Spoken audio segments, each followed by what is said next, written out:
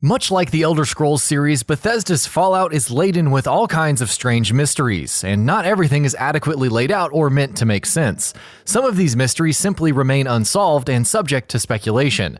Let's take a look at a few spooky ones that you might have missed or never thought about while traipsing through the Wasteland. Lorenzo Cabot's crown. You probably remember Lorenzo Cabot as the Parson State Insane Asylum member whose blood allowed the Cabot family to live for hundreds of years. But how did Lorenzo gain such long-lasting life? Why does he have such high damage resistance and special telekinesis? It all lies in the crown that he's wearing. During an excavation in Arabia, Lorenzo unearthed numerous artifacts that might be alien in origin. It's never really confirmed, and whether similar items exist elsewhere in the world is unknown. Is the entire thing just one big veiled reference to Lorenzo's Oil, the 1992 film that has nothing to do with aliens or immortality? It wouldn't be the biggest stretch of the imagination. GRANDCHESTER Ghost.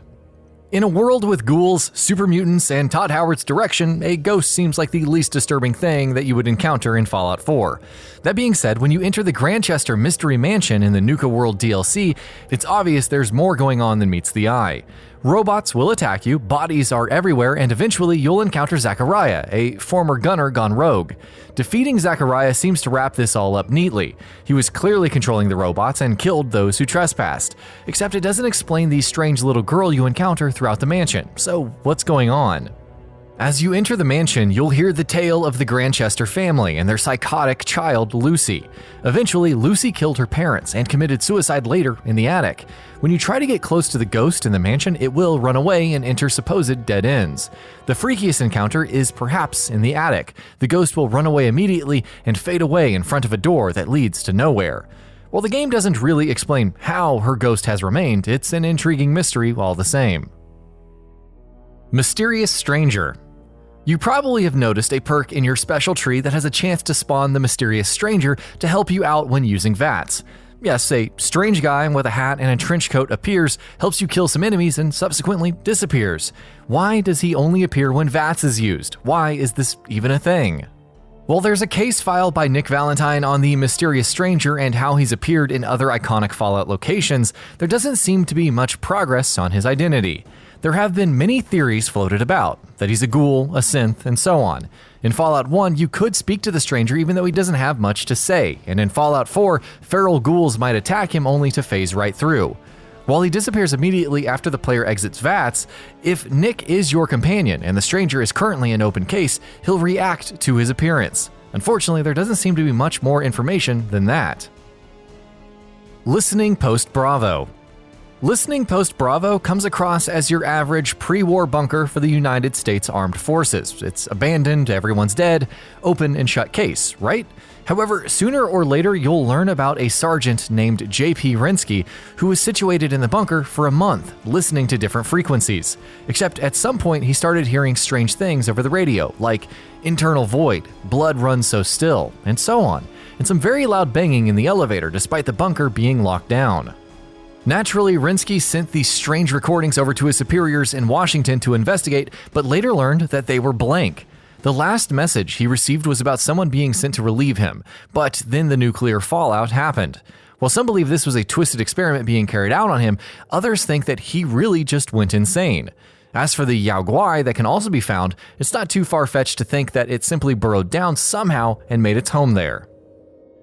Ghoul Whale. There's apparently something ancient and terrifying in the sea surrounding the Commonwealth. One conversation at Bunker Hill indicates that a giant blue ghoul whale is out there, somewhere. That doesn't mean it's anywhere in the game, but there were plans for an underwater quest at some point in development. Called 20 Leagues Under the Sea, it's a cut quest which apparently went to Vault 120, located underwater.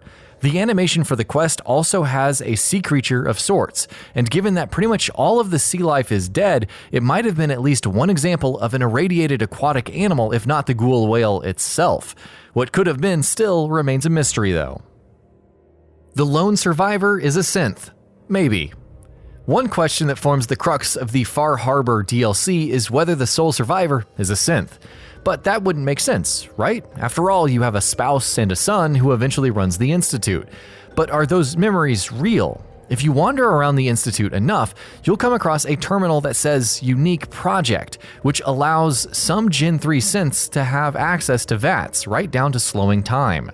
So really, what better way to explain the characters throughout the series having VATS than the fact that they're all synths? It's not a concrete way to explain everything, but still nice to ponder. Children of Atom. We've dealt with the horrors of radiation and how quickly it can deteriorate our character's life, so much so that the only way to navigate the glowing sea is with a hazmat suit. So how then do the Children of Atom deal with it? This is the cult which believes Atom, or the atom bomb, as being their higher power. They don't seem to be more than mere humans though. How can they survive the radiation of the glowing sea or any radiation at all, that too without hazmat suits or any other kind of protection? Could Atom indeed be an entity that's blessed them? Anything is possible. MAKRA fish packing plant. You might come across the MAKRA fish packing plant while casually clearing out points of interest in the Commonwealth. It's fairly innocuous, aside from the dead raiders and the logs from employees not allowed to leave. Even when you encounter the Institute's synths, it doesn't seem to be all that special of a location, and yes, that's counting the railroad supply cache located nearby. However, what seems strange is that all of the raiders are clones of each other. They don't seem to be synths either, so what's going on? What strange experiment was going on here? We may never find out. Deacon. Who is Deacon exactly? As a member of the Railroad, one who vouches for the sole survivor despite players never having met him, even his allies have no real clue.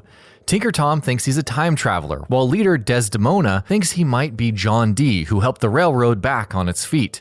Perhaps more spooky is the fact that Deacon can be spotted disguised in numerous locations before the sole survivor even learns about the Railroad, just casually observing. It's even creepier when you explore the outskirts of Vault 101 and find an outpost with a railroad sign indicating that someone was watching the place. The Sight. We've all encountered Mama Murphy, who possesses the Sight. It's kind of like clairvoyance and allows her to see events that will take place in the future, though she needs chemicals to make it happen. In fact, it's because of her advice that the player travels to Diamond City. The Sight is never really explained though, whether it's a byproduct of nuclear radiation, some kind of extraterrestrial gift, or freak psychic powers.